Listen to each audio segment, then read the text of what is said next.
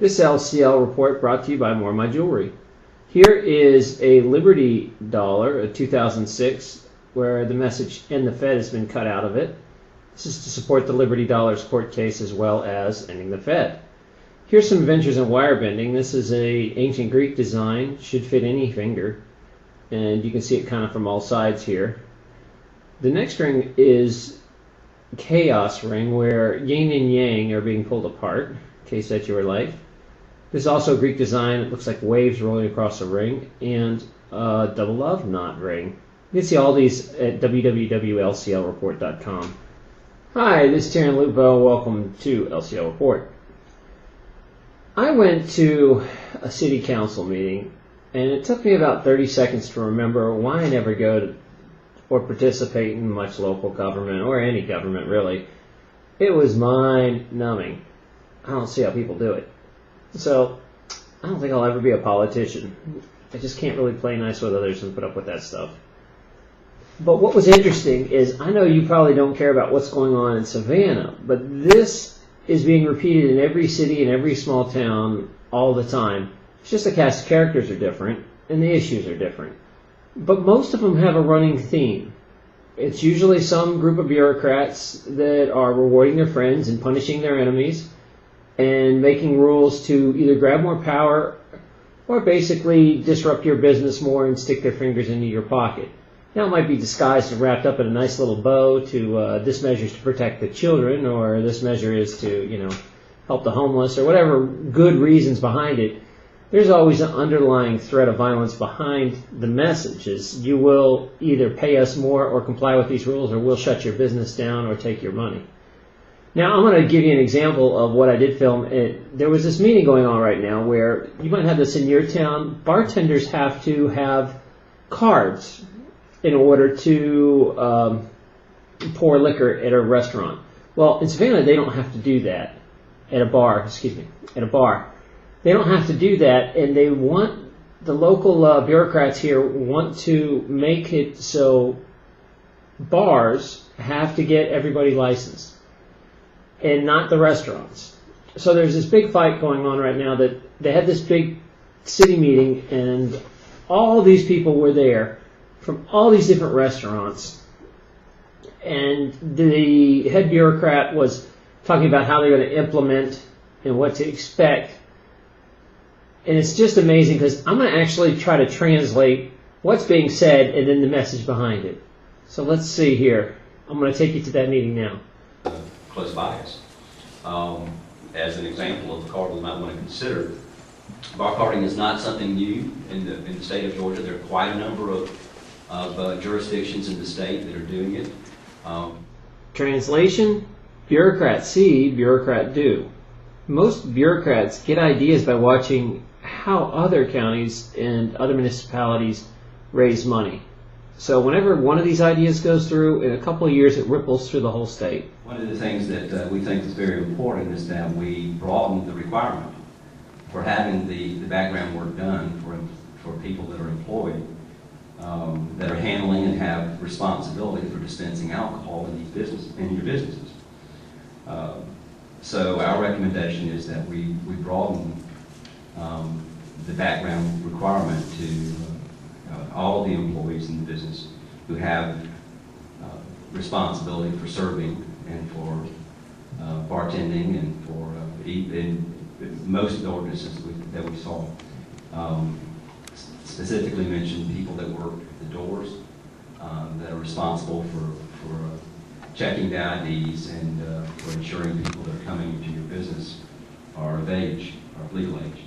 Translation: we now get to decide which employees you'll hire, not you. We're going to run a background check on every employee you have at $35 a pop, and if they have some sort of alcohol-related criminal background, you're not allowed to hire them.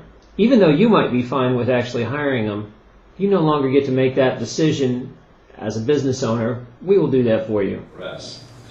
So we want to write into the ordinance requirement that license holders report to us any sanctions or convictions or citations that are made against them by another governing body, most specifically the State Revenue Department.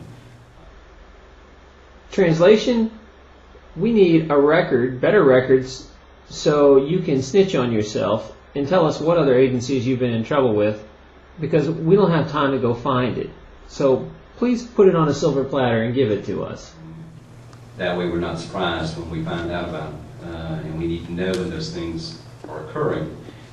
And frankly, what we hope will evolve in this process is that through partnership between my office, which I'm sure is going to be the office of where we're going to start maintaining this tracking and registration process, and the business owners and the police department staying on top of it will keep a good registration.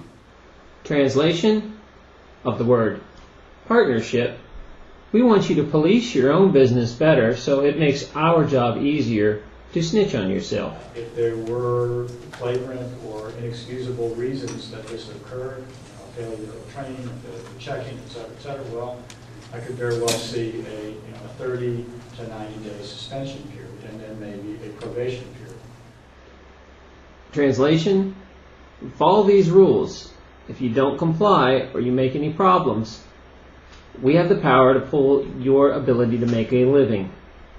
Even though you spent hundreds of thousands of dollars, possibly millions, we can pull your livelihood anytime we want. You go, who's the manager on duty? May I speak to them, please?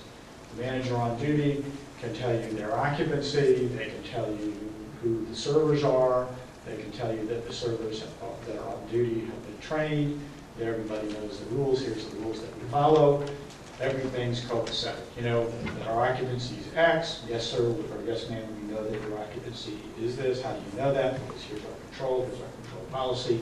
We don't have to be in one of these situations. Don't look at me like there's 200 people out there, listen to like 300.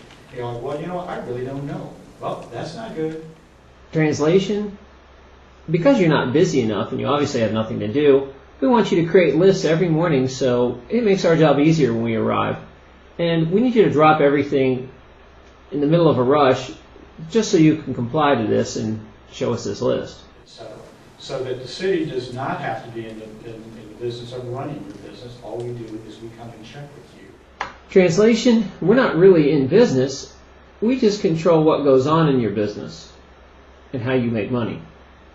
Well, let me add this. My name is Jim Deal. Yes. I own a training company.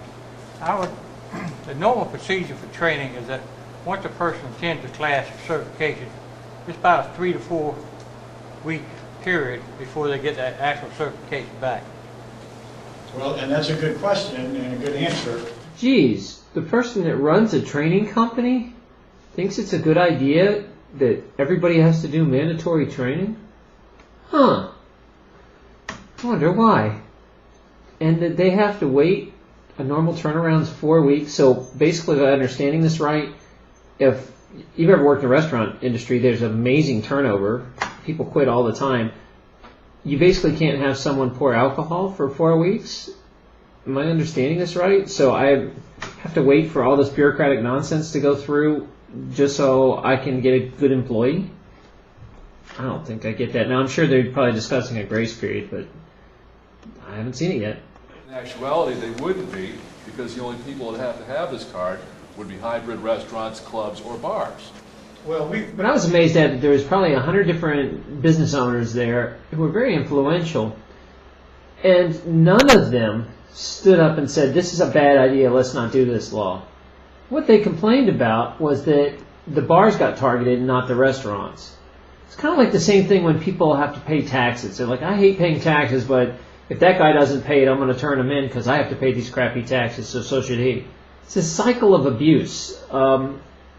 Instead of people actually standing up. Now, to be fair, I'm sure if they stood up, they'd probably get targeted, so they can't openly just say, no, this is a bad law, unless there's enough of them. I'm really surprised that there aren't more people outraged about it. I mean, there was some discussion, but for the most part, they were the owners were concerned about the details of the legislation or the proposal, not so much being outlawed by the very concept of it.